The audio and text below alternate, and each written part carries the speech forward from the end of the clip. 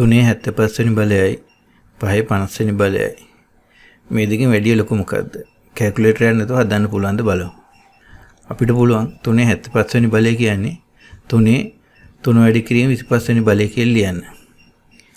ඒ වගේම 5.50 වෙනි බලය කියන එක අපිට පුළුවන් 2 වැඩි කිරීම 25 වෙනි බලය කියලා ලියන්න. එතකොට මේකේ අපිට පුළුවන් 3 වැඩි කිරීම 25 කියන්නේ 3 වෙනි බලය 25 වෙනි බලය කියලා ලියන්න. ඒ වගේම 2 වැඩි කිරීම 25 වෙනි බලය කියන්නේ 5 දෙවෙනි බලය වැඩි කිරීම 5 දෙවෙනි බලය 25 වෙනි බලය කියලා ලියන්න.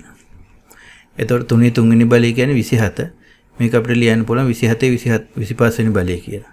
එතකොට 5 දෙවෙනි බලය කියන්නේ 25.